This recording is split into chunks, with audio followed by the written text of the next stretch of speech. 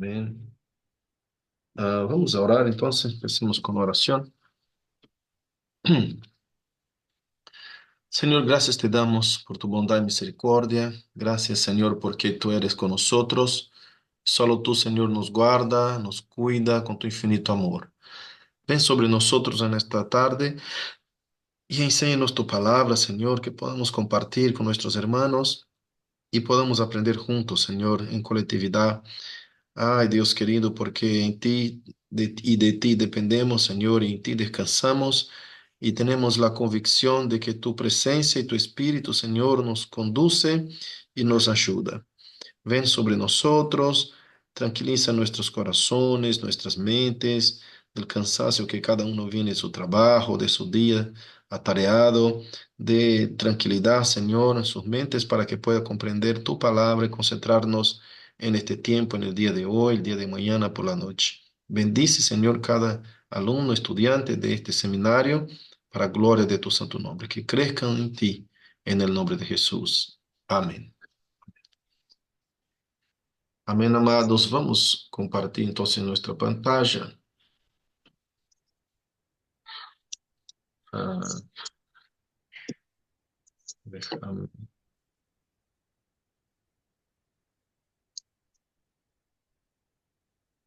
compartir acá con ustedes.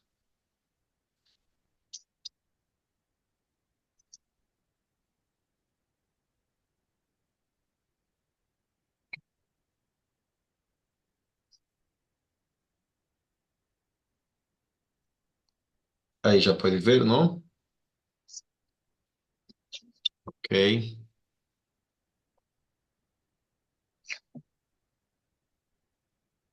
gloria a Dios. Bueno, hoy estamos en nuestra clase número 7. Déjame ver acá. Esto. Clase número 7. Y vamos a empezar con lo que es escatología dentro de los sinópticos. ¿Es cierto? Déjame organizar acá esta pantalla de ustedes, a ver si puedo ver el rostro de todos.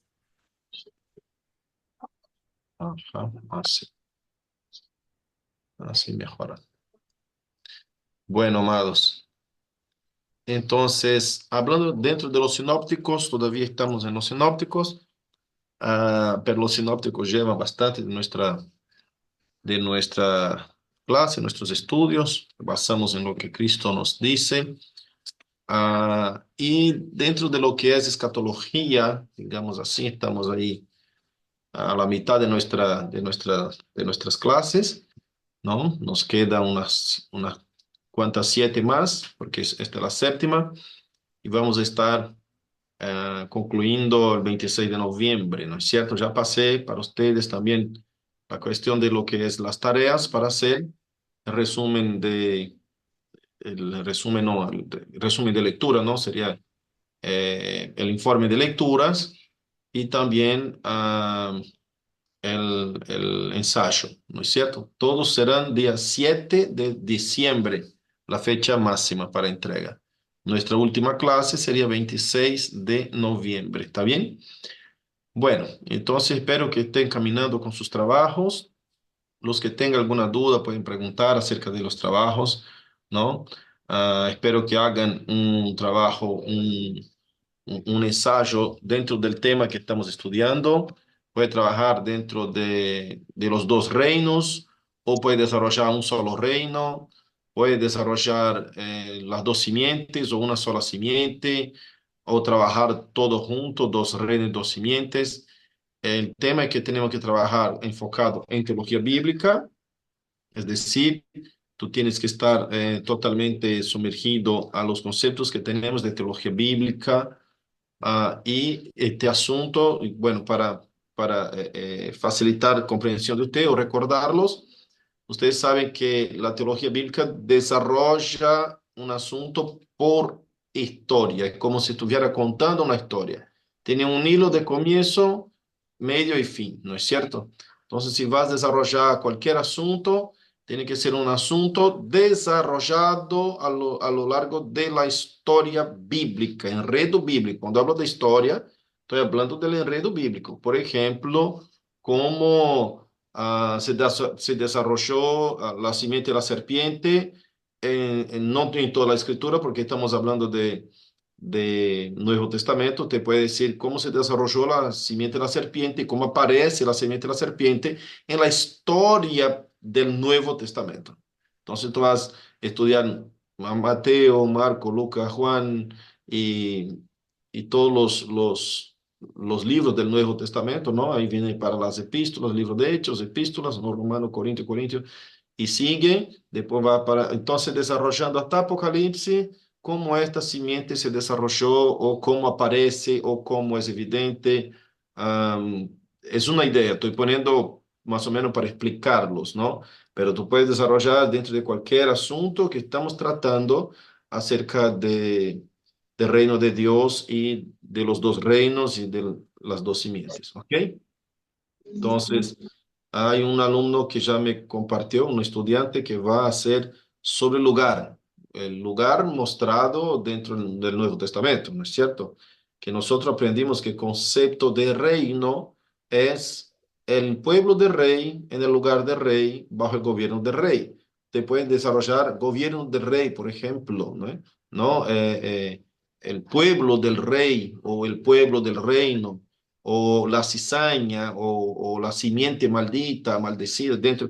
Entonces, cualquier asunto que esté siempre enfocado en esos puntos de la clase, ¿no? En ese enfoque de nuestra, de nuestra clase. ¿Ok? Bueno, hoy vamos a ver un poco acerca de escatología dentro de los sinópticos, ¿no? Si nosotros vinimos desarrollando hasta ahora conceptos de reino y viendo cómo el rey Jesús fue recibido, su llegada, su natividad, el anuncio de todas las evidencias dentro de los sinópticos, por testigo, como atestiguando, como trayendo contextos veterotestamentarios, ¿no? Como a las escrituras demostraron la llegada del Mesías, del Rey, de Jesús. Y ahora vimos también el mensaje que Jesús trajo, ¿no es cierto? Cómo también el mundo espiritual reconoció la llegada, la presencia del Señor Jesús en el reino que ellos tenían usurpado, ¿no?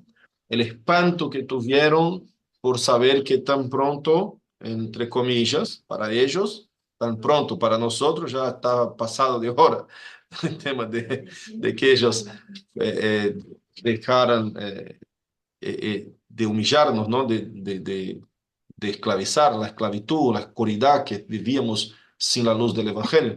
Y entonces ellos identificaron la llegada de Jesús y, y bueno, se asombraron, ¿no? También vimos la crucifixión como un sentido de el sacrificio del rey, todo lo que pasó Jesús y todo el compromiso con su misión, ¿no es cierto? El Señor Jesucristo entregándose por nosotros, pagando el precio por nosotros, comprándonos y rescatando nuestro precio, es decir, de la culpa que nosotros mismos teníamos. Él se baja, se hace uno de nosotros, muere por nosotros y entréganos las llaves del reino como hemos visto las clases pasadas, ¿no? Rescatando el reino de las manos de Satanás y entregando las manos de la iglesia. Ahora vamos a ver Jesús hablando un poco acerca de escatología. Ya vamos dando por finalizando ahí, casi finalizando nuestras clases de los sinópticos. En la clase de hoy, si Dios permite, vamos caminando ahí un poco más adelante y vamos viendo cómo se presentó la escatología. ¿Qué es eso, pastor? ¿Cómo sería la escatología? Lo que Jesús habló acerca de los últimos tiempos, de los cumplimientos, de las cosas venideras. Y Jesús hace eso de una manera bastante sencilla. Él empieza a hablar de cosas que los judíos ya sabían, que es el siglo presente y el siglo venidero. Eso no es incomún en los libros del Antiguo Testamento. Ellos en el Antiguo Testamento, los judíos siempre hablaban del día del Señor, el día que quema, que arde como fuego, ¿no? Como en Malaquías capítulo 4, por ejemplo. Siempre los profetas hablaban de aquel gran día, el día de la venganza de Jehová. Este día que también muchas veces escribió el salmista, ¿no? Siempre como tipificando el día de la segunda venida del Señor Jesús. Nosotros vemos eso como un concepto ya del Antiguo Testamento que no es sorpresa para los judíos. Sus oyentes, es decir, los oyentes de Jesús y de los evangelios, no estaban sorprendidos por escuchar algo acerca del día del Señor. Entonces, Jesús menciona un concepto que ya es conocido de ellos cuando habla del siglo presente y el siglo venidero. Lo que ellos no sabían es que en este siglo presente reina un rey enemigo y en el siglo venidero reinará el rey de ellos. Entonces, los judíos no sabían de eso. Únicamente cuando llega Jesús, que destapa los ojos de la oscuridad, en que ellos pueden ver que el reino de Dios se está siendo inaugurado, está siendo presentado a través de Jesucristo a partir de este entonces. Entonces Jesús habla en Marcos 8:38 y también en Marcos 10:30-31. Mira cómo menciona y cómo presenta esos dos siglos o tiempos o aion en griego. Abra entonces Marcos 8:38 y luego en Marcos, no Mateo, Marcos 10:30-31. Vamos a leer primeramente Marcos 8:38, por favor. Sí, pastor, dice así. Porque el que se avergonzare de mí y de mis palabras en esta generación adúltera y pecadora, el Hijo del Hombre se avergonzará también de él cuando venga en la gloria de su Padre con los santos ángeles. Aleluya. Jesús nombra el presente siglo, este presente aion, que aparece 90% de las veces traducido como eh, eh, esta generación o este siglo, traducido como siglo, ¿no?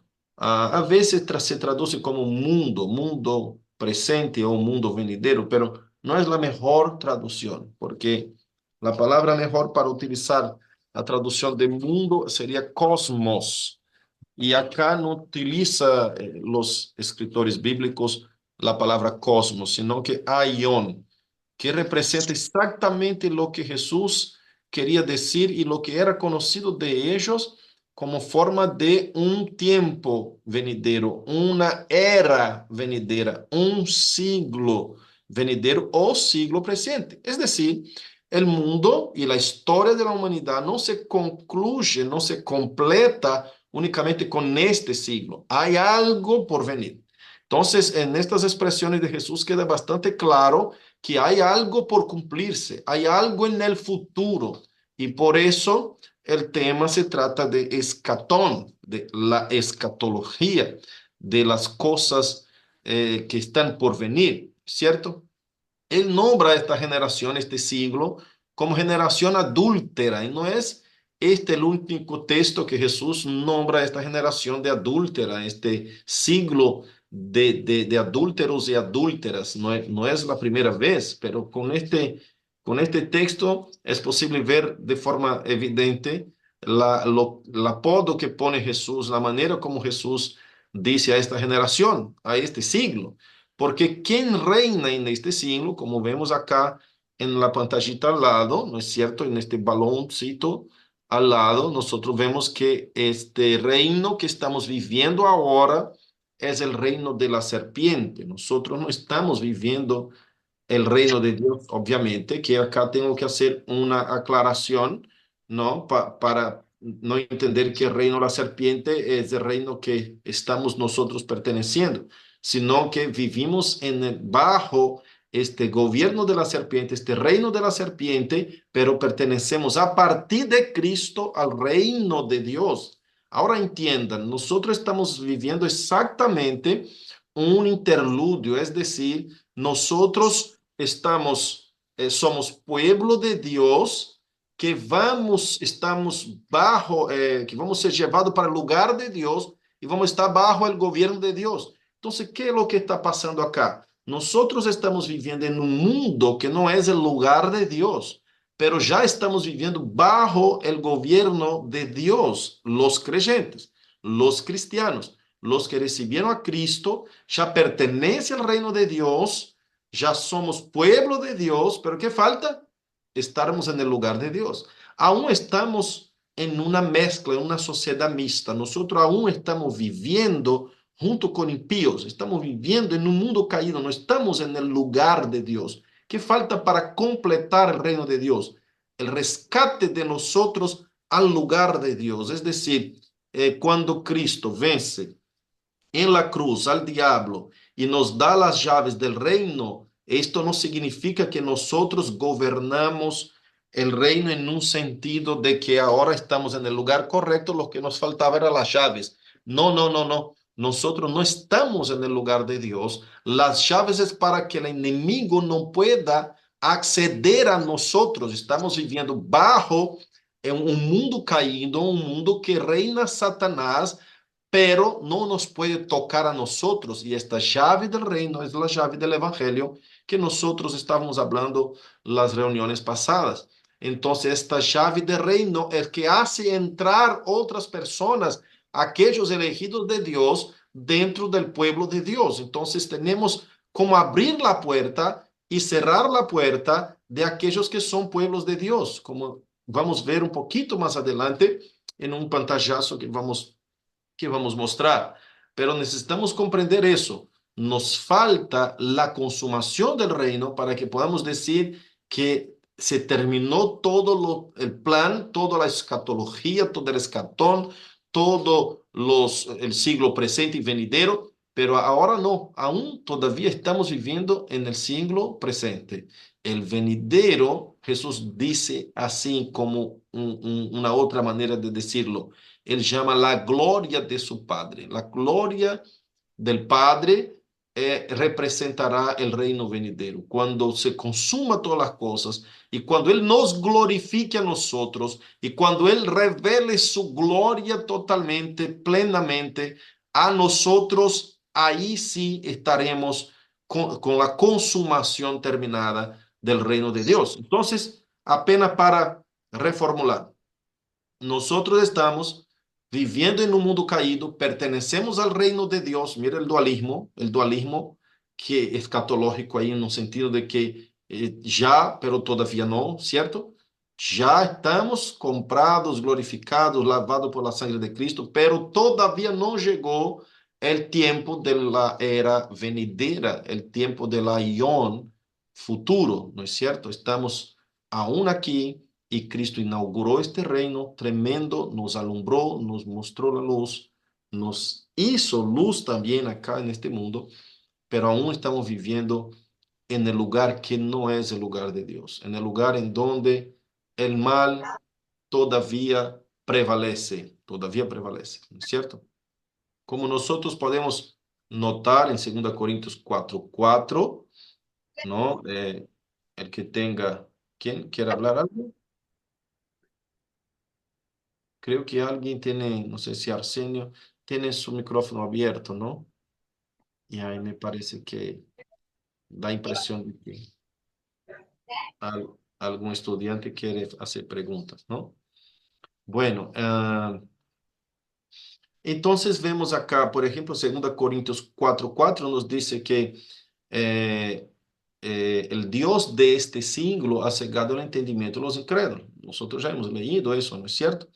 El Dios de este siglo. Es decir, hay un Dios en este siglo que trata de impedir con que los incrédulos vean la luz del Evangelio. Es decir, esa tarea es de Él. Lo que Él lograba, aún está logrando con los incrédulos, pero con los hijos de Dios, aquellos que son llamados, aquellos que son elegidos, Él ya no logra impedir la llegada del reino a sus vidas, ¿no es cierto? Por eso la misión de la iglesia es completar con la misión de Cristo, seguir haciendo la misión que Cristo empezó en esta tierra, la misión de la iglesia es desparramar el evangelio y predicar el evangelio a toda la gente, a toda la criatura. Juan 12:31, alguien puede leer, por favor. Y primera de Juan 5:19.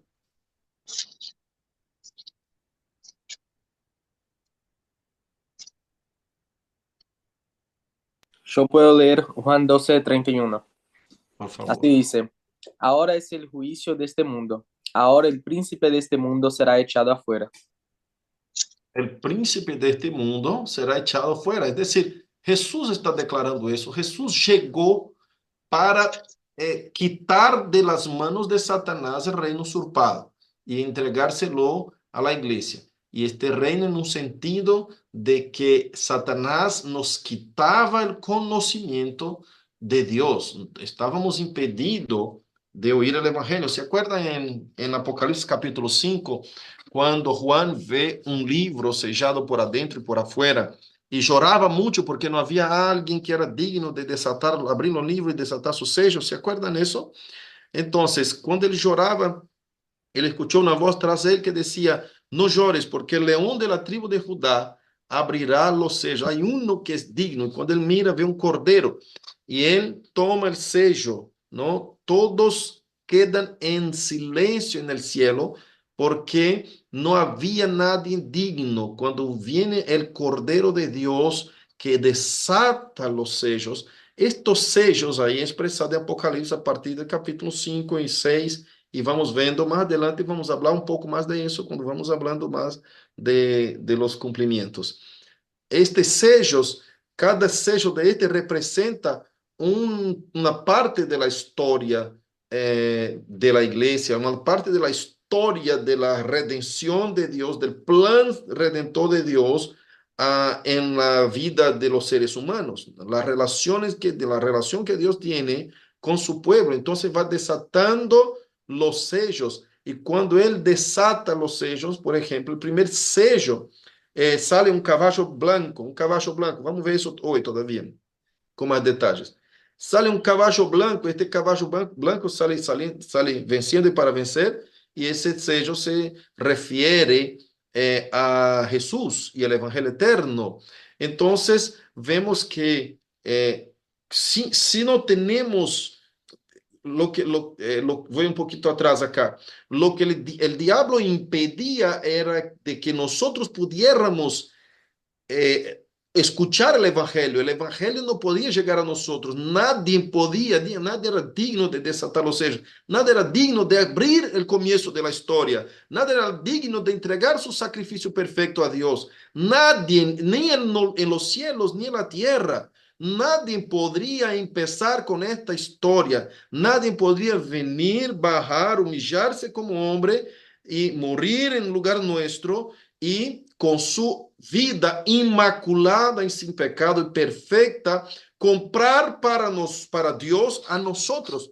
Entonces, cuando Juan vio, y Juan entendiendo todo lo que trataba, empezó a llorar, porque no había manera de salvarnos. Entonces el diablo mantuvo hasta la primera venida de Cristo el evangelio encerrado, es decir, nuestros ojos cerrados, faltando contacto con Dios, separados. ¿Por qué mantuvo? Porque fue entregado a él este poder en la caída, en el Edén.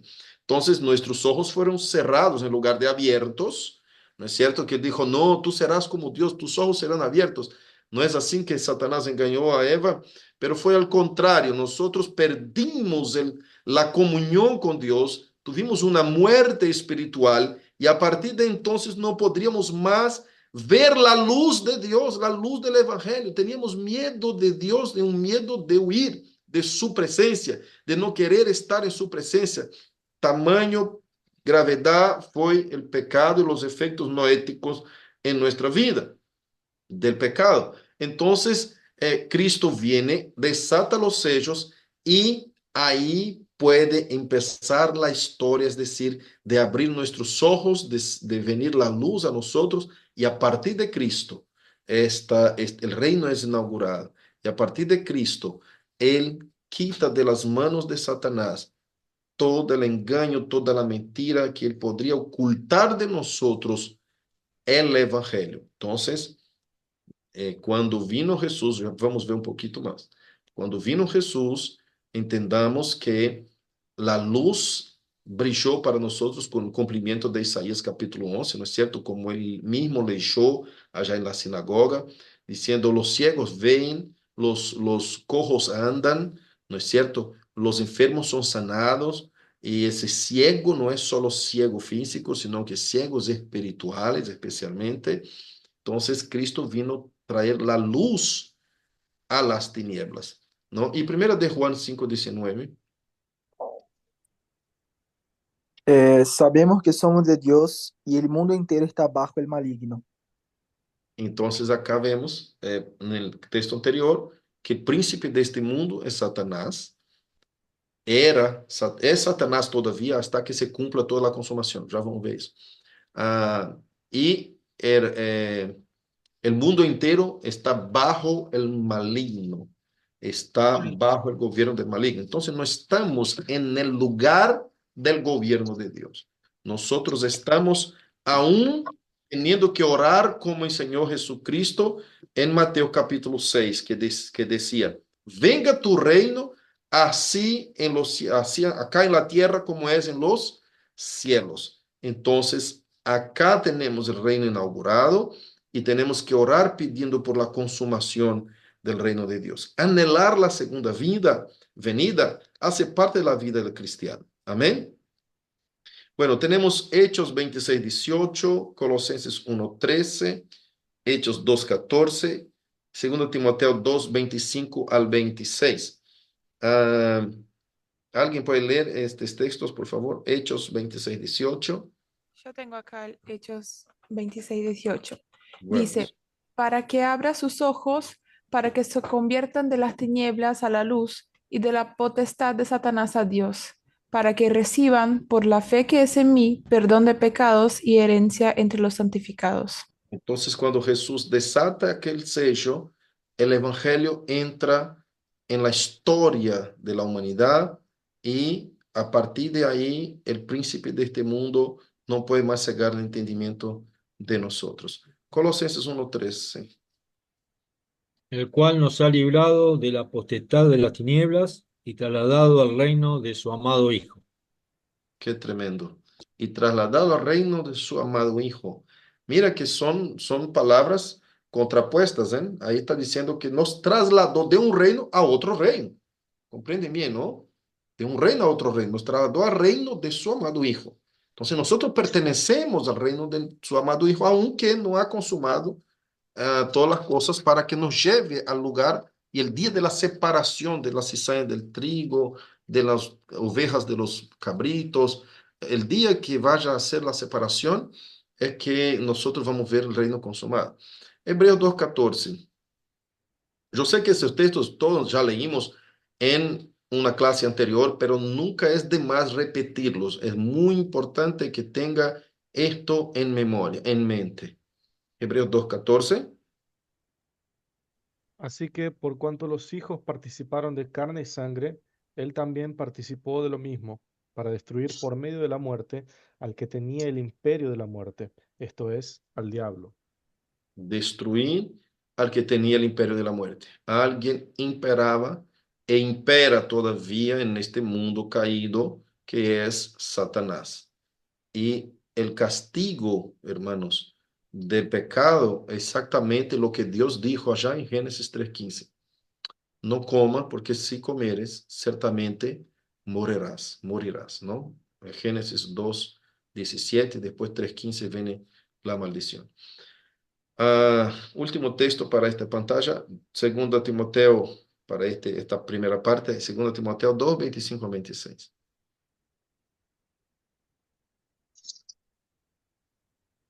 Lina, puede ser.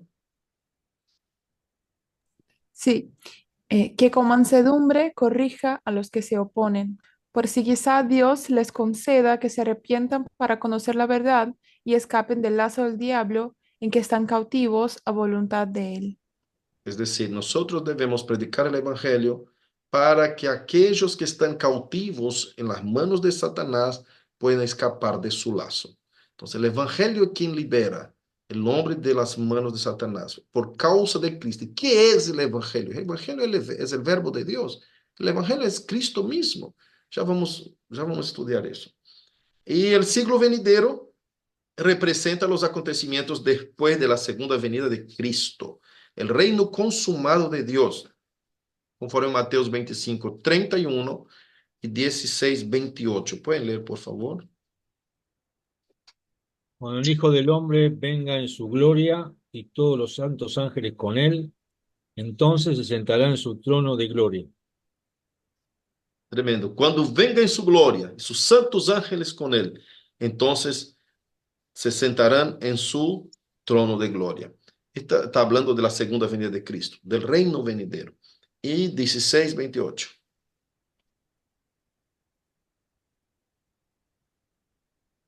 Mateo 16, 28. De cierto os digo que hay algunos de los que están aquí que no gustarán la muerte hasta que hayan visto al Hijo del Hombre viniendo en su reino. Él está hablando no de su primera venida, está hablando de su segunda venida, ¿no? Y por ende, Marcos 10, 30 y 31. Que no reciba 100 veces más ahora en este tiempo, casas, hermanos, hermanas, madres, hijos y tierras, con persecuciones, y en el siglo venidero la vida eterna. Está Pero, hablando, siga. pero muchos primeros serán postreros, y los postreros primeros.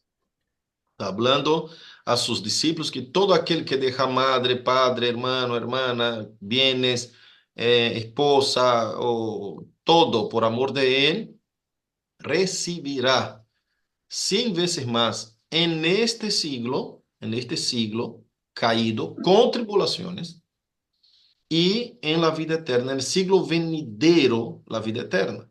Entonces, acá vemos Jesús hablando otra vez y va a repetir muchas veces en todos los sinópticos acerca del siglo presente y siglo venidero. Siglo presente y siglo venidero. Aquel que sigue a Cristo como discipulador, es decir, aquel que es discípulo de Cristo, que dedica su vida a Cristo, él no solo recibe las bendiciones venideras, sino que también recibe bendiciones en este siglo, ¿cierto? Es lo que Jesús nos está enseñando. Pero vamos un poquito más adelante a las parábolas. Cuando nosotros vemos Jesús hablando acerca de parábolas, vemos que casi todas las parábolas son escatológicas, ¿no? Ellas hablan del futuro, hablan del reino de Dios, aunque no hablen directamente del futuro. Acá separé 8 parábolas para que nosotros podamos dar un vistazo acerca de estas parábolas. 8 de ellas hablando directamente con un enfoque escatológico, ¿no? Pero siempre que Jesús habla una parábola, aunque sea aquella del grano de mostaza que crece,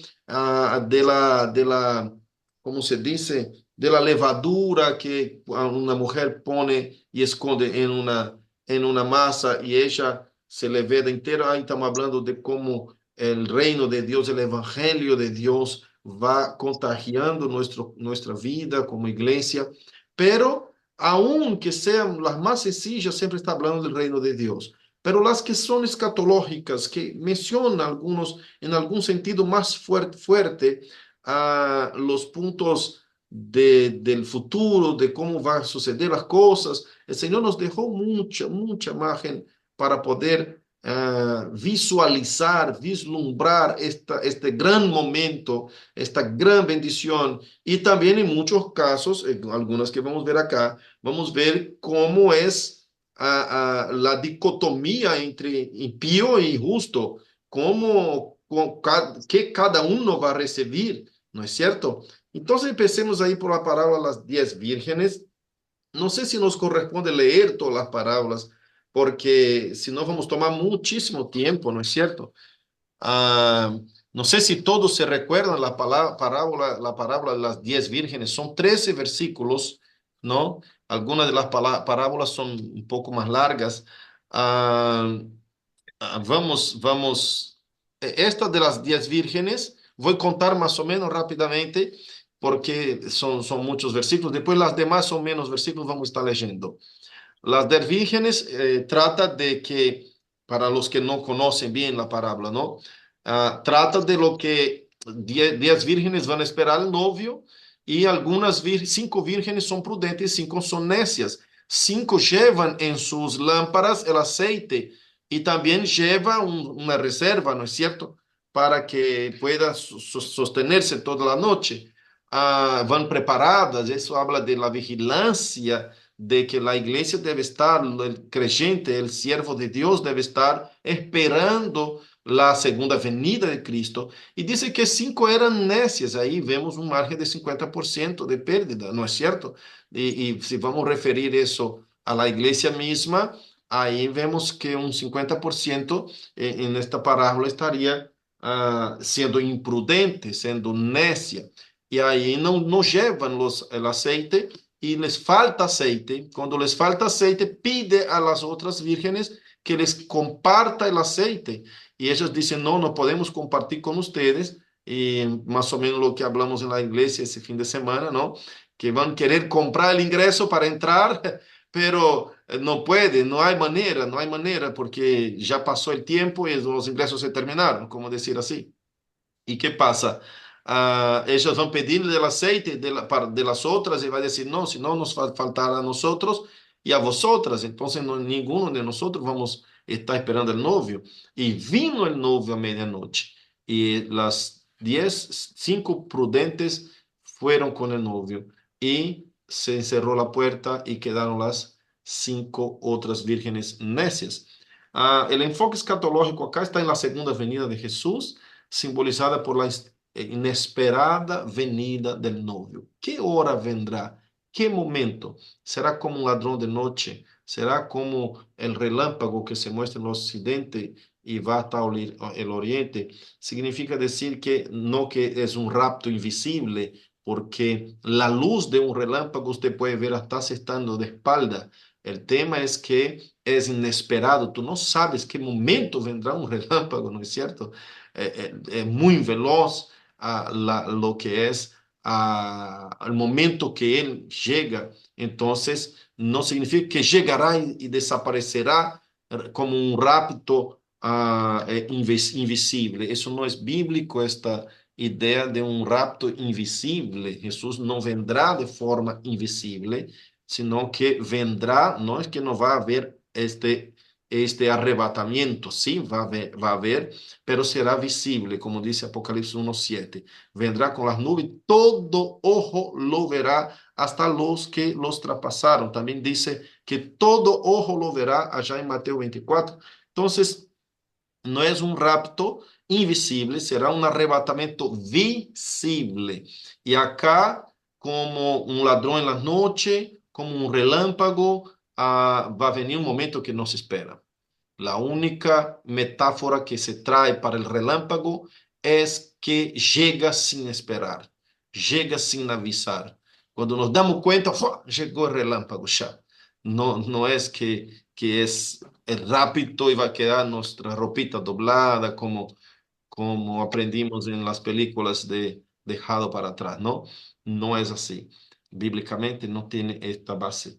Y la segunda parábola sería la parábola de los talentos, Mateo 25, 14 al 30. Este sí, podemos leer.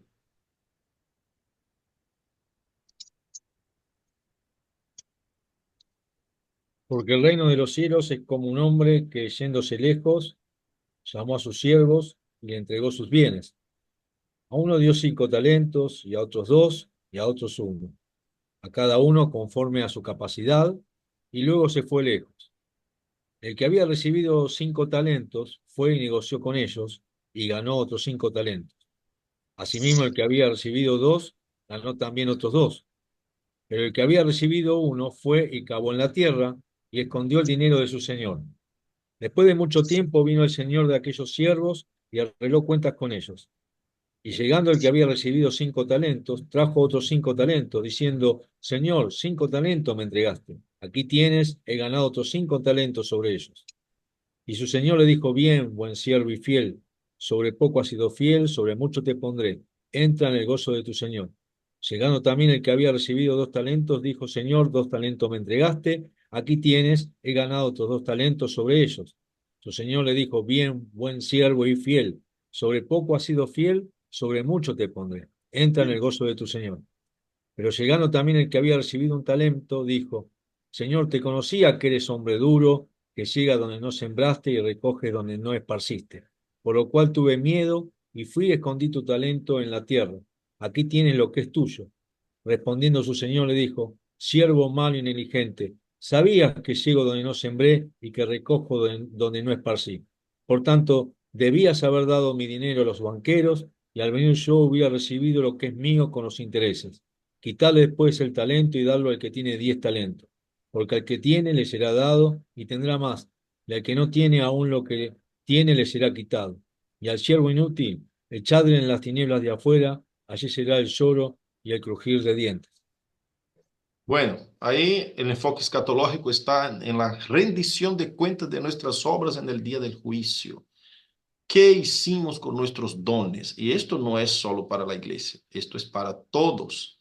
Es decir, el Señor ha dado dones a cristianos y no cristianos, a impíos y a píos, ¿no es cierto? Y cada uno va a rendir cuentas delante del Señor. En la parábola siguiente que enfoca escatológicamente el siervo fiel o vigilante y el siervo infiel o no vigilante. Está en Mateo 24, 45 a 51. ¿Alguien puede leer, por favor?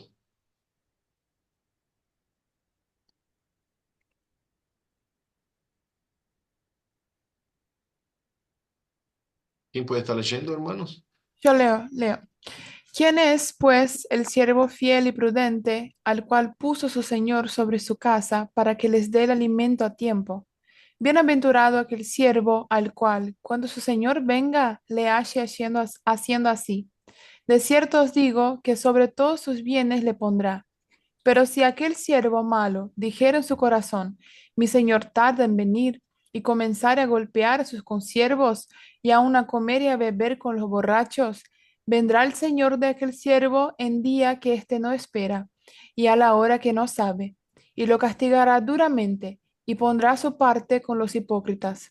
Allí será el lloro y el crujir de dientes.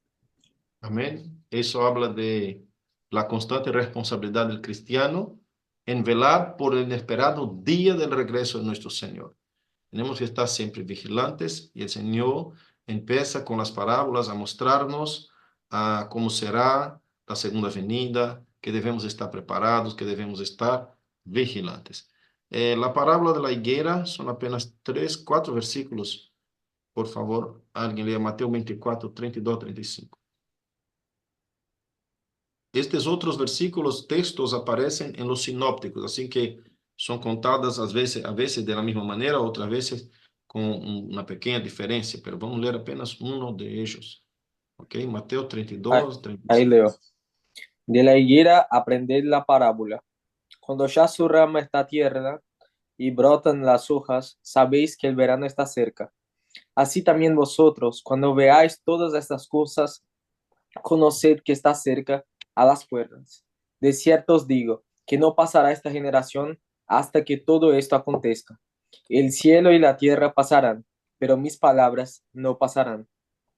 Amén. Esta parábola de la higuera es como Jesús está únicamente utilizando la higuera para demostrar que debemos estar atentos a las palabras que él anticipó, ¿no? Hay personas que dicen que la higuera es Israel, creo que hasta yo mismo ya dice eso, que la higuera es Israel, pero no da para afirmar así bíblicamente, ¿no? La higuera es Israel, no. Jesús dijo únicamente una parábola avisando y anunciando señales que prenuncian el fin, ¿no? Él pone esa parábola ya en Mateos 24, casi al final de lo que él está hablando acerca de las señales del fin. Entonces dice, mira, ustedes saben discernir cuando el verano está cerca mirando la higuera. Entonces, cuando usted mire algunas cosas de esas sucediendo, esté atentos que también midan los tiempos porque está cerca el Hijo del Hombre, ¿no es cierto? Está a las puertas. Bueno, vamos para nuestra próxima pantalla de parábolas y son las últimas 4. Los peces de la red, ¿no? Mateo 13, 47 a 50. Son 3 o 4 versículos. Pueden leer, por favor. Asimismo, el reino de los cielos es semejante a una red que echada en el mar recoge de toda clase de peces, y una vez llena, la sacan a la orilla, y sentados recogen lo bueno en cestas, y lo malo echan fuera. Así será el fin del siglo, saldrán los ángeles y apartarán a los malos de entre los justos, y los echarán en el horno de fuego, así será el lloro y el crujir de dientes. Sin escatimar palabras, ¿no? Jesús trae esta parábola de forma dura, demostrando un enfoque escatológico de la coexistencia de las dos simientes en el presente siglo y la separación de ellas en el siglo venidero. Los buenos serán separados de los malos. Es decir, nosotros estamos acá, pero no pertenecemos a este siglo. Estamos todos juntos en la misma bolsa, como la red de los peces. Esta es la parábola que Jesús hace. Como estamos en una red y el Señor va sacando uno y tirando, que va tirando al horno, afuera, y los buenos va separando. Entonces, así será en la venida del Hijo del Hombre. Cuando vengan los ángeles del Señor, los cielos separen los buenos de los malos. Otra parábola, que es la parábola de la cizaña y el trigo, en Mateo 13, 24 al 30. Después tiene su explicación en el versículo 36, 40. La coexistencia de las dos simientes en el presente siglo, la separación del siglo venidero también. Es otra semejante a la que hemos leído ahora, ¿no? Entonces, creo que la mayoría de nosotros conocemos la parábola cizaña y el trigo, ¿no? Entonces, podríamos leer únicamente la explicación, ese versículo 36 a 40. Por favor. Entonces, despedida la gente, entró Jesús en la casa y acercándose a él sus discípulos le dijeron, explícanos la parábola de la cizaña del campo. Respondiendo él, les dijo, el que siembra la buena semilla es el Hijo del Hombre. El campo es el mundo, la buena semilla son los hijos del reino y la cizaña son los hijos del malo. El enemigo que la sembró es el diablo, la siega es el fin del siglo, y los segadores son los ángeles, de manera que como se arranca la cizaña y se quema en el fuego, así será en el fin del siglo. Qué tremendo. En el fin de este siglo, cuando venga nuestro Señor, ¿cuándo es el fin del siglo? La segunda venida de Cristo.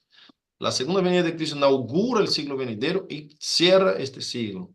Ahí también no hay medias palabras, ¿no? Nos dice de forma muy clara, muy evidente, Jesús explicando la parábola. No es más una parábola a partir de ese texto, versículo 36, ya es una explicación de la parábola y nos habla abiertamente, ¿no? El enemigo es el diablo, los hijos del malo son la cizaña, entonces no tenemos que estar buscando más vuelta para entender lo que Jesús está diciendo, entender esta clarísima distinción entre hijos, simiente de la serpiente y simiente de la mujer, ¿no es cierto?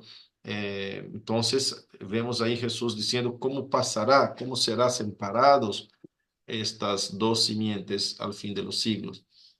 El banquete de bodas está en Mateos 22, versículo 1 al 14. Este está importante leer, ¿no? Por más que sea un poco más largo.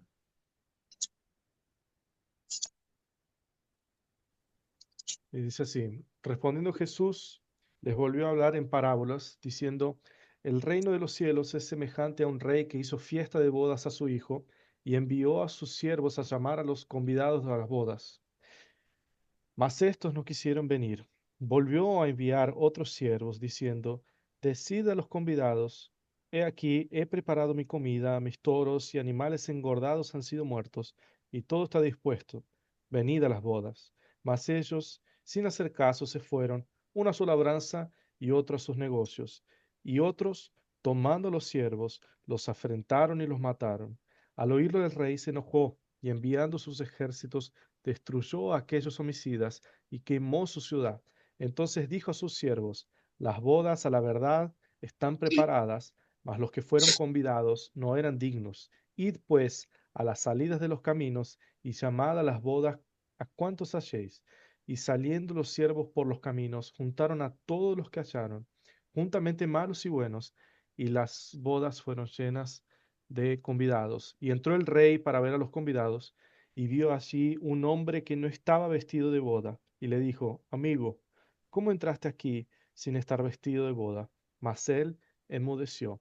Entonces el rey dijo a los que servían, atadle de pies y manos, y echadle en las tinieblas de afuera, así será el lloro y el crujir de dientes, porque muchos son llamados y pocos escogidos. Qué fuerte, fuerte. Y cuenta la historia redentiva completa, ¿no? Del inicio al fin, hasta el juicio final, la gracia y la salvación, la ira y condenación. Nos habla acerca de los judíos, de los llamados, nos habla acerca de los gentiles, de nosotros que fuimos llamados, y ocupamos muchas veces algunos lugares de los judíos. Obvio, nada, he hecho a las medias o como un plan que no dio cierto, que no funcionó. No, no, es una parábola que nos cuenta el plan de Dios, de cómo Dios diseñó su plan redentivo y cómo nosotros entramos por gracia en el plan redentivo de Dios. Entonces, no es que estaba todo desorganizado, como preparado para unos y los que no vinieron, entonces vamos a llamar a otros bueno, no estaba en el plan. No, no, tiene nada que ver con eso, sino que tiene que ver el desarrollo de la historia redentiva, la fuerza que tiene esta historia en el sentido de que el Señor nos ofrece de su gracia, de su salvación, y aún después de algunos que por gracia podrían entrar, no entraron, en el sentido de que tú no estás con ropas de bodas, ¿no? Es echado fuera, es echado afuera y queman. Y ahí son ya la segunda parábola que nosotros hemos leído, que habla de que será lloro y el cruñir de dientes en las tinieblas exteriores. Entonces, vemos ahí que esta condenación no es para los hijos de Dios, esta condenación para los hijos de la serpiente. Vemos la última parábola entonces que estamos trabajando para esta noche, sería Lázaro y el rico, sería Lucas 16, 19 hasta el 31. El destino final de los justos e impíos. Por favor, alguien puede leer.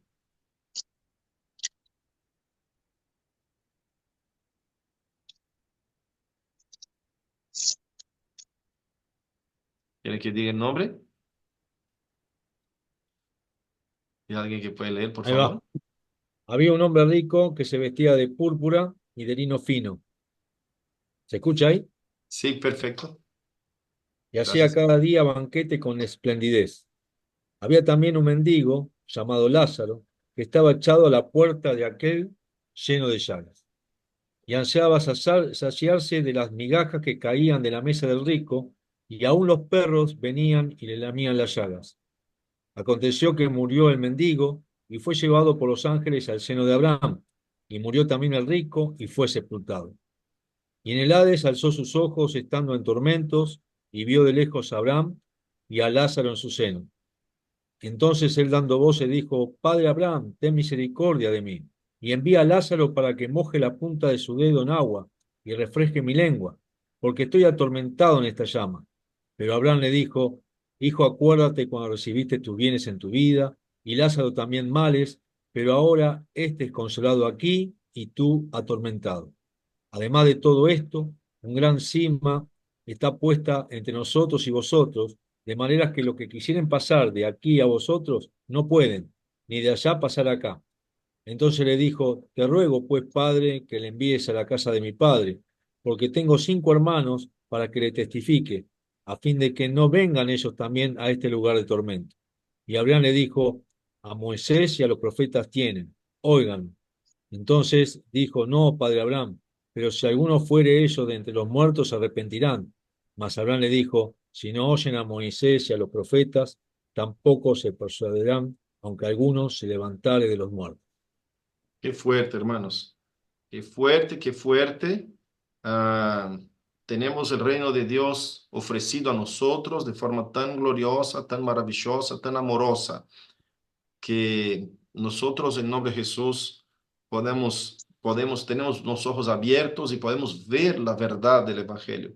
Pero otros que únicamente se darán cuenta cuando estarán en el lago de fuego, en el fuego ardiente, echados en las tinieblas exteriores, que van a darse cuenta y decir, wow, era tan fácil, podría haber arrepentido, creído en lo que predicaban los creyentes, era todo verdad lo que predicaban los creyentes. Déjame, ojalá pudiera volver y predicar a mis 5 hermanos que están viviendo como yo viví, van a venir todos para acá. Entonces, hermanos, ahí será demasiado tarde, ahí no habrá más manera, no habrá más chance.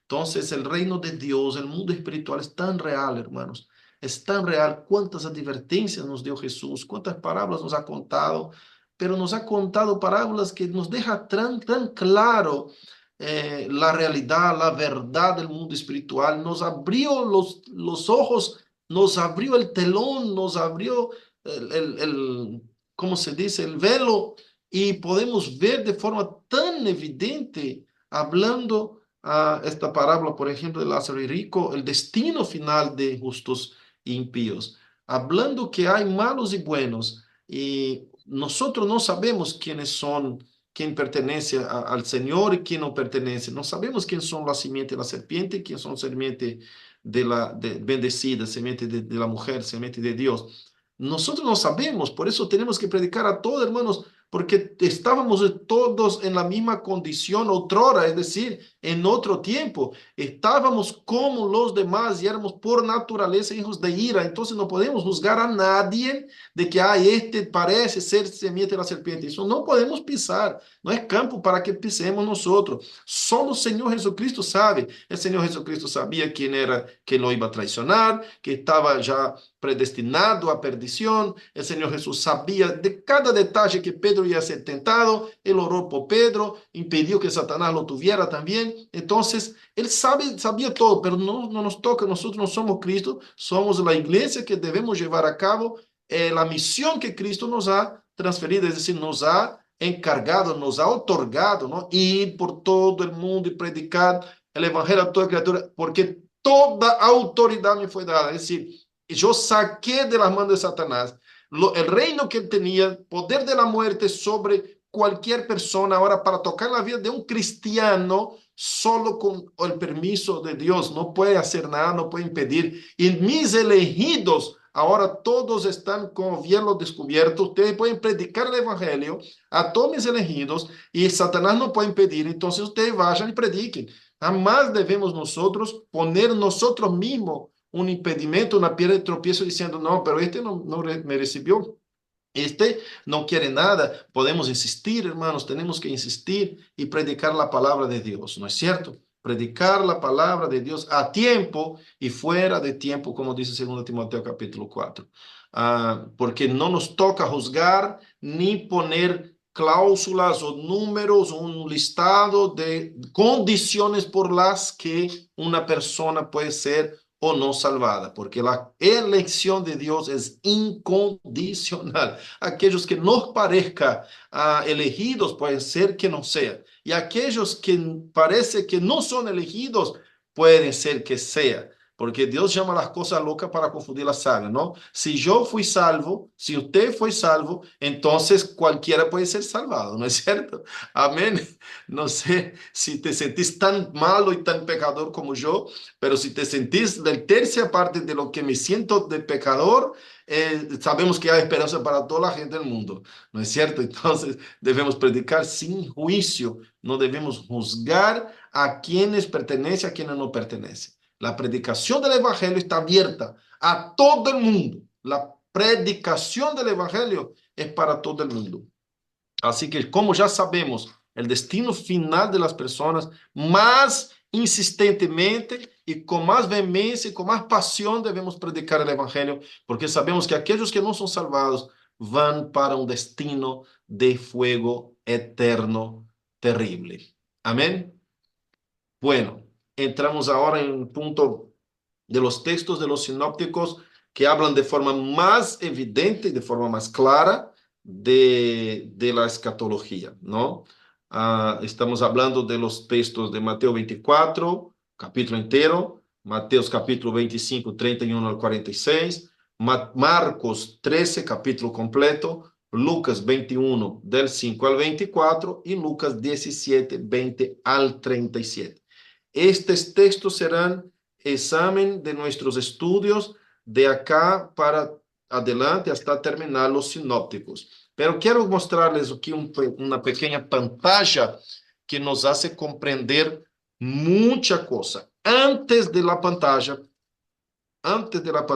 por lo tanto, quiero mostrar, quiero que leamos este texto que está en este cuadro grande. Mateo 24, versículo 6, Jesús dice así. Yo copié un pedazo, hermanos, para no copiar el texto completo, pero si alguien quiere leer el texto entero, por favor.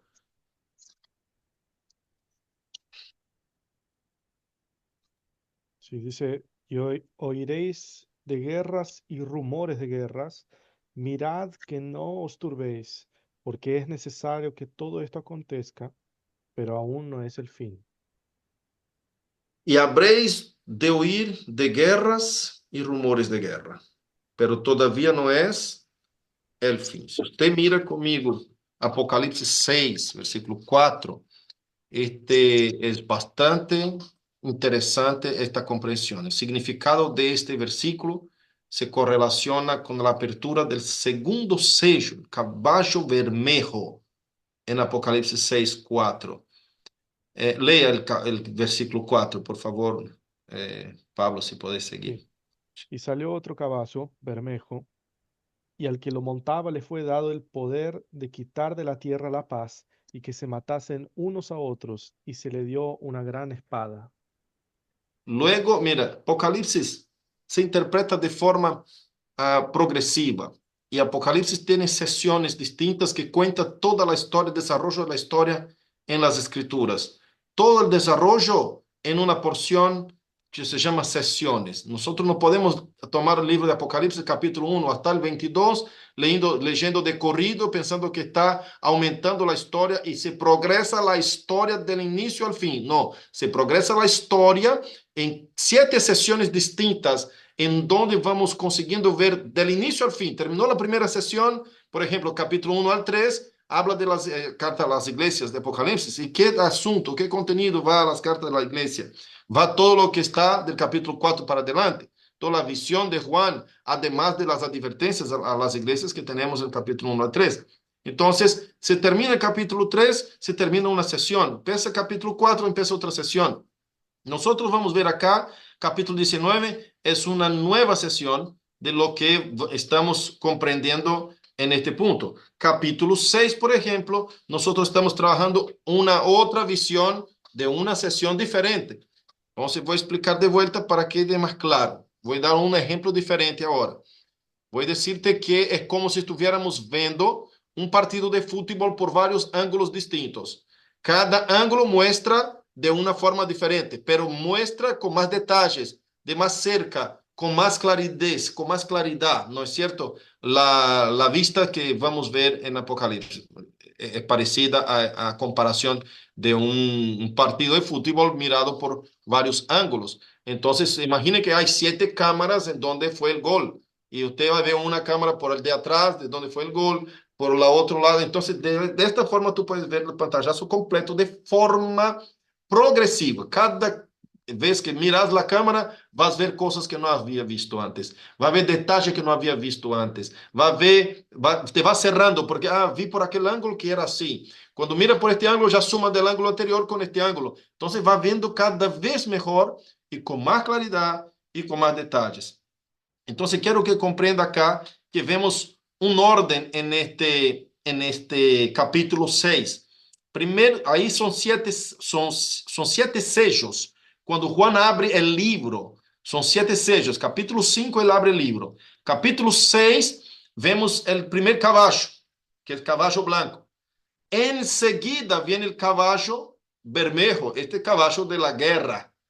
Lo que Jesús está hablando en Mateo 24, 6, es luego de su primera venida. Jesús, mira el capítulo 1, por favor. Capítulo 1, perdón, capítulo 6, versículo 1 hasta el 3. Dice, vi Leamos. cuando el Cordero abrió uno de los sellos y oí a uno de los cuatro seres vivientes decir como con voz de trueno, ven y mira. Y miré, y he aquí un caballo blanco, y el que lo montaba tenía un arco, y le fue dada una corona, y salió venciendo y para vencer. Cuando abrió el segundo sello, oí al segundo ser viviente que decía, ven y mira. Y Está salió ahí. otro caballo. Ay, el que leí yo. Esto. Entonces, el versículo 1 está diciendo que el primer sello que era el evangelio eterno, que salió un caballo blanco, que salió venciendo y para vencer. ¿Quién salió venciendo y para vencer? ¿Quién está sobre el caballo blanco? Abra capítulo 19 y lea versículos 11 al 21. Por favor, Pablo.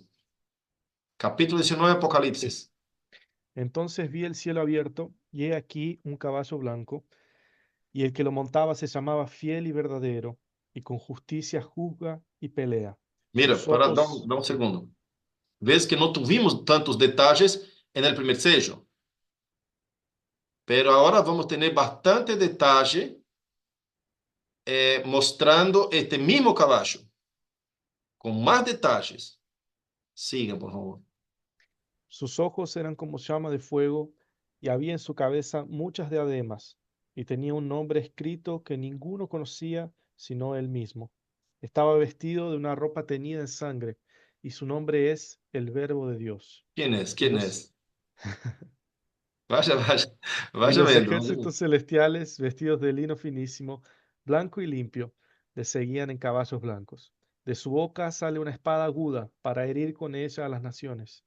Y él las regirá con vara de hierro, y él pisa el lagar del vino del furor y de la ira del Dios Todopoderoso. Y en su vestidura y en su muslo tiene escrito este nombre, Rey de Reyes, Aleluya. Señor de Señores.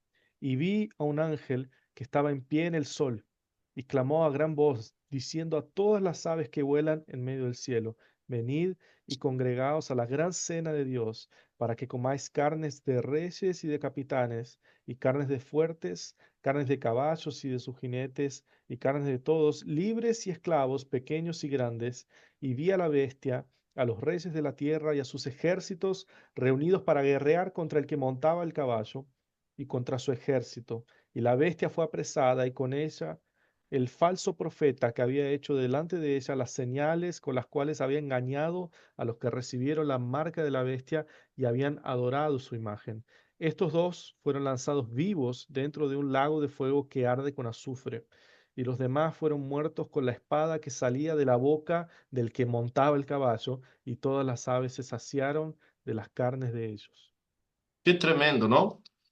Ahí vemos Jesús de forma bastante evidente, bastante clara, el verbo de Dios, sobre su muro está escrito Rey de Reyes, Señor de Señores, las hostias celestiales con él, guerreando contra la bestia, ¿no es cierto? Ahí vemos Jesús claramente. Entonces, primer sello, vamos despacio, que voy, eso cuando llegarmos allá en el final de nuestra clase, eso va a estar bastante clarito para ustedes. Pero primer sello es el caballo blanco, que salió venciendo y para vencer. Primera venida de Jesucristo, eso está hablando. Primera venida de Jesucristo, viene Jesús. Jesús en Mateo 24 dice que habrá guerras y rumores de guerras, pero esto todavía no es el fin. Entonces vemos que cuando el Cordero abre el segundo sello, el Cordero es Jesús. Jesús está hablando en Mateo 24 acerca de su segunda venida y las cosas del fin. Entonces dice, el primer sello soy yo, llegué. El segundo son las guerras. Eso va a pasar, eso va a acontecer. Pero tranquilo, tú no es el fin todavía. ¿Falta cuántos sellos? Son 7 sellos. Mira, la historia de Apocalipsis, Jesús, capítulo 4, voy a dar un resumen rápido. Capítulo 4, Juan ve el gran trono. El gran trono y el Señor sentado sobre aquel gran trono. Capítulo 5 ve el libro, todo el plan de Dios y un libro sellado por adentro y por afuera, que nadie es digno de abrir este libro. Entonces, ¿qué hace? Él empieza a llorar, él viene en un cordero y abre este libro. Estoy resumiendo. Abre este libro. En el libro tiene 7 sellos. Abre el primer sello. Entonces, eso es historia de la Biblia. En el primer sello, segundo sello, tercer, cuarto, quinto, sexto. El séptimo sello tiene 7 trompetas. Suena la primera trompeta, segunda, tercera, cuarta, quinta, sexta. Séptima trompeta, que se refiere a anuncios, los sellos se refieren a desatar la historia, a hacer funcionar, desarrollar la historia. Las trompetas son anuncios de Dios y las 7 copas. La séptima trompeta anuncia las 7 copas de la ira de Dios y la séptima copa es la consumación. Entonces, va siendo desarrollado de esta forma, va siguiendo de forma cada vez más evidentes y más grandiosas, pero repite la historia varias veces. Es una sesión de repetición de historia en el libro de Apocalipsis. No es un libro leído de corrido. No, tú tienes que leer, entender, acá se cierra el ciclo. Acá ya empezó de vuelta, porque hay varias veces que la tierra es destruida, varias veces que el ladrón, el enemigo, Satanás, el dragón, es echado al lago de fuego. La historia va siendo mostrada cuántas veces el mundo es destruido, todo de vuelta. Entonces, ¿cuántas veces el mundo es destruido? Una sola, pero cuenta de varias formas, cuenta varias veces. Entonces, vamos viendo eso. Ahí, en este texto, por ejemplo, vemos de forma bastante evidente que el caballo bermejo se refiere los primeros dolores, las primeras guerras que Jesús está hablando luego de su partida, luego de su resurrección, cuando cierra la primera venida, va a venir estas tormentas. Después vamos viendo cuántas cosas van a venir, ¿no?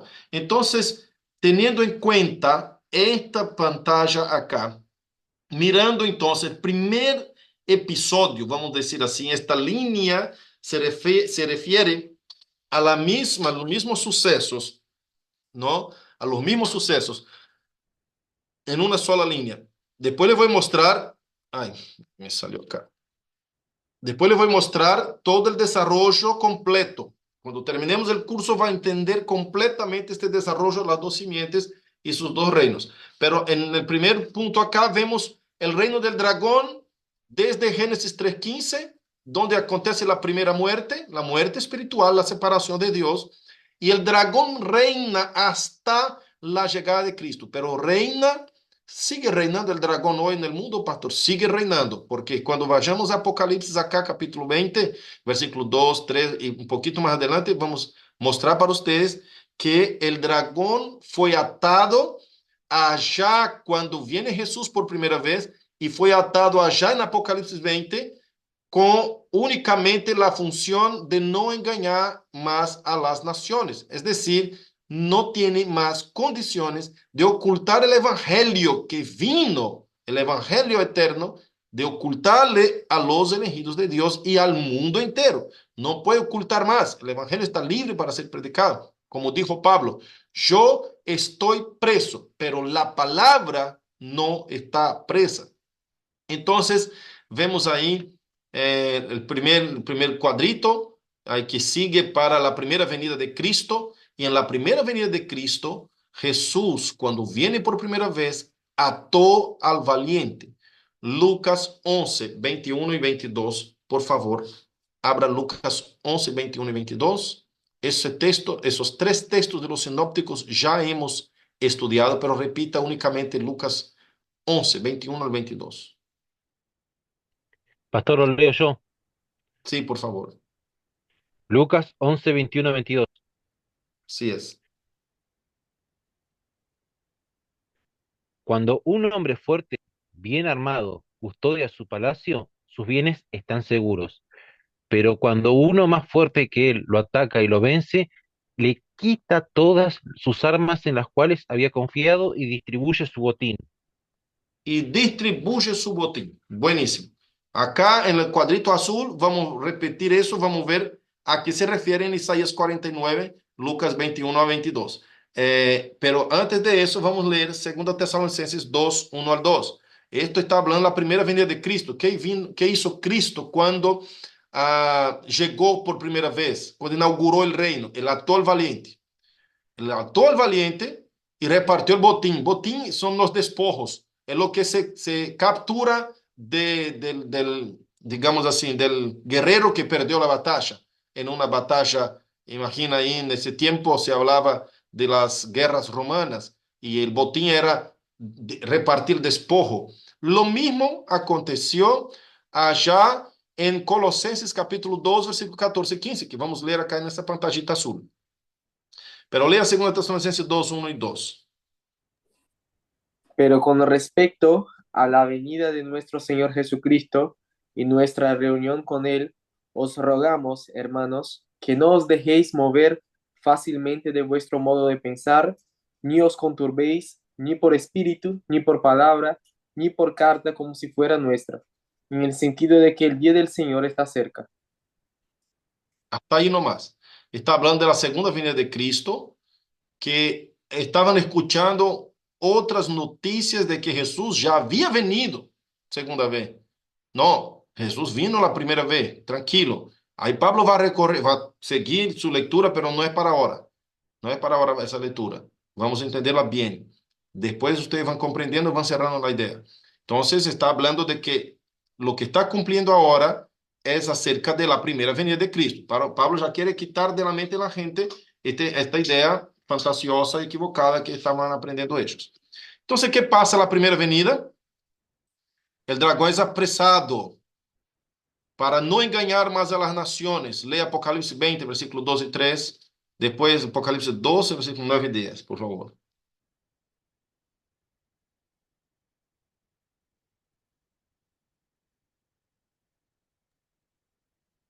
Y prendió al dragón, la serpiente antigua, que es el diablo y Satanás, y lo ató por 1000 años, y lo arrojó al abismo, y lo encerró, y puso su sello sobre él, para que no engañase más a las naciones, hasta que fuesen cumplidos 1000 años. Y ¿Cuándo que después de aconteció esto, eso? Así, siga. y después de esto debe ser desatado por un poco de tiempo. Qué tremendo. La primera venida, ¿no? La primera venida. Perfecto, Pablo. 12, versículo 9 y 10. Y fue lanzado fuera el gran dragón, la serpiente antigua, que se llama Diablo y Satanás, el cual engaña el mundo entero, fue arrojado a la tierra y sus ángeles fueron arrojados con él. Entonces oí una gran voz en el cielo que decía, ahora ha venido la salvación, el poder y el reino de nuestro Dios y la autoridad de su Cristo, porque ha lanzado fuera el acusador de nuestros hermanos, el que los acusaba delante de nuestro Dios día y noche. Bueno, lea 2 Tesalonicenses 5 y 7. 2, 5 al 7.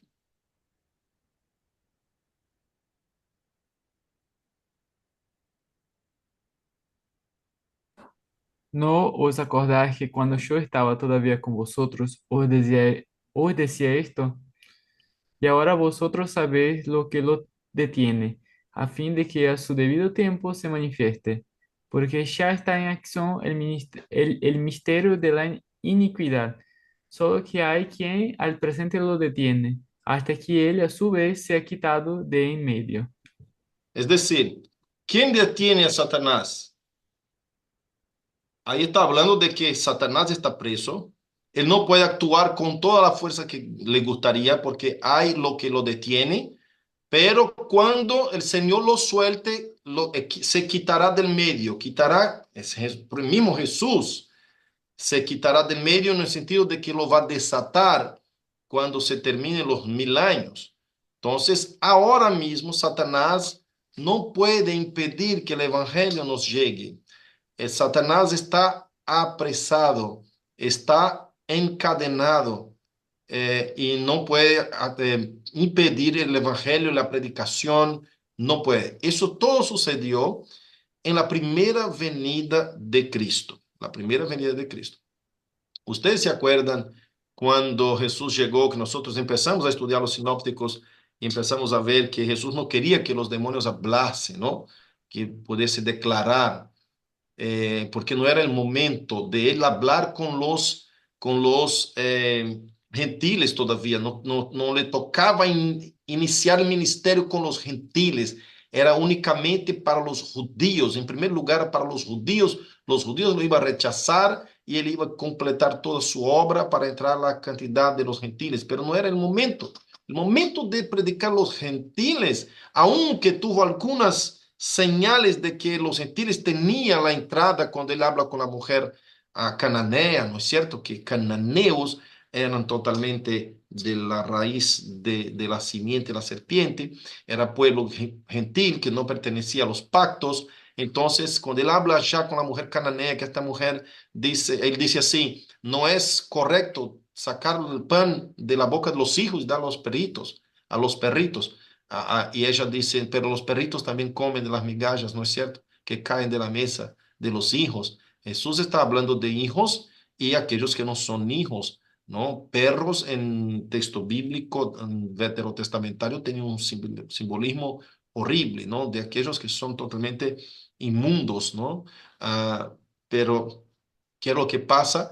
La mujer se humilla a los pies de Cristo y él dice, nunca encontré tanta fe, ¿no? No, pero no era el tiempo todavía de predicar a los gentiles. Después de su muerte, su resurrección, ahí él, en el libro de Hechos, que vamos a ver después de los sinópticos, derrama sobre sus discípulos el Espíritu Santo y dice, ahora sí, predique a todo el mundo, ahora es el momento. Y donde la gente habla en lenguas, diciendo así, ustedes pueden hablar las lenguas de las naciones ahora y está libre. Ustedes pueden predicar el Evangelio ahora. No hay impedimento de lenguas de nada. Ustedes van a hablar a todas las naciones, porque antes estaba impedido, ¿no? Entonces, Cristo, después de su resurrección, es que se revela al mundo para que todos los gentiles también entren en el reino de Dios. Obviamente que aquellos gentiles que nos habla el libro de Efesios, que se junta con judíos y se conforma la iglesia de Cristo Jesús. ¿No es cierto? Entonces, todos aquellos que son elegidos por Dios van a recibir el evangelio de Cristo, pero ahora, después de este tiempo, es que es hora. Después de la obra concluida en la cruz, es que es hora. Entonces, por eso podemos ver acá, cruz, ese cuadrito azul ahí que está en tu pantalla, recuperó, en la cruz Cristo recuperó el reino.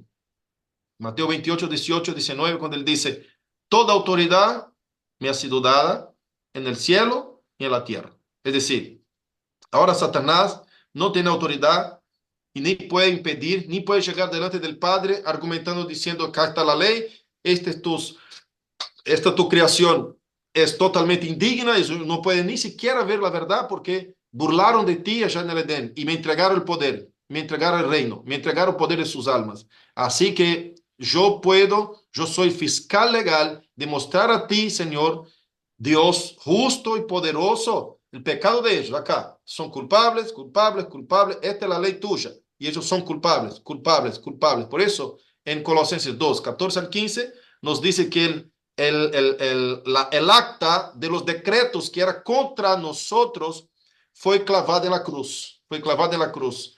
Y él expuso públicamente. ¿Alguien puede leer? Colosenses 2, 14, 15. Expuso públicamente principados y potestades. Es decir, venció al poder de Satanás, que era nuestro acusador.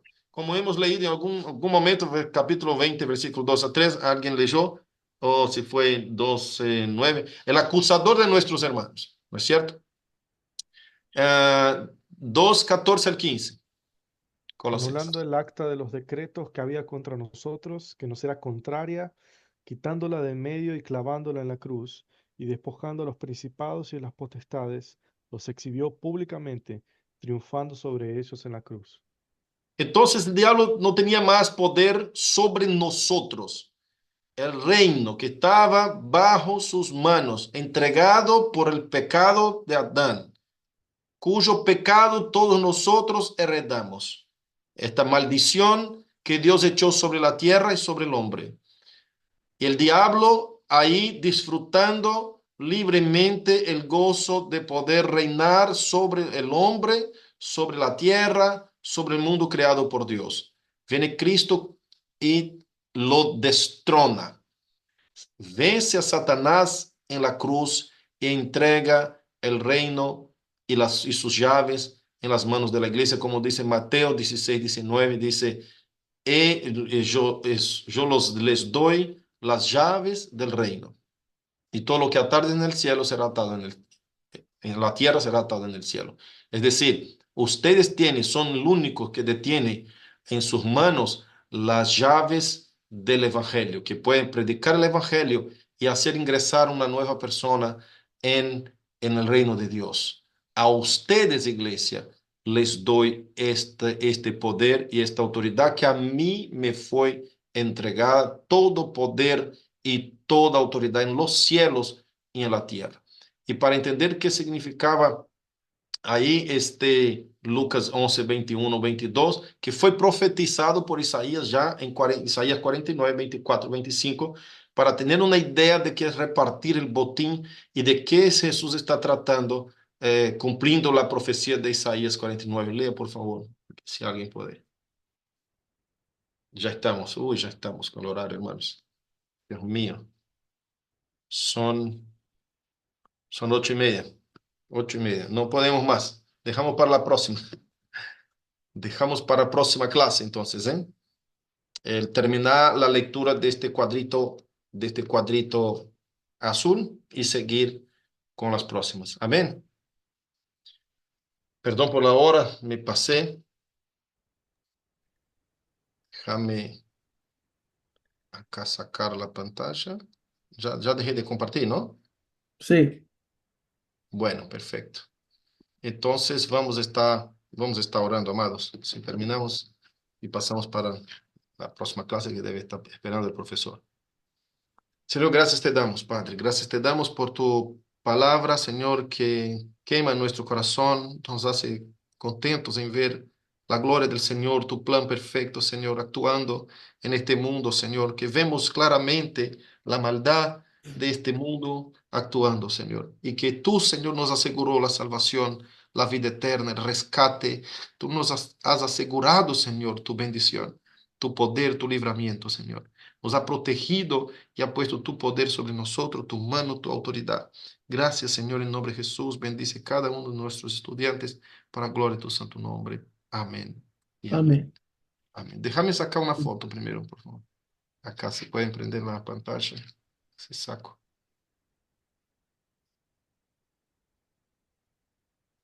Bueno, perfecto. Dios los Bendiciones. bendiga.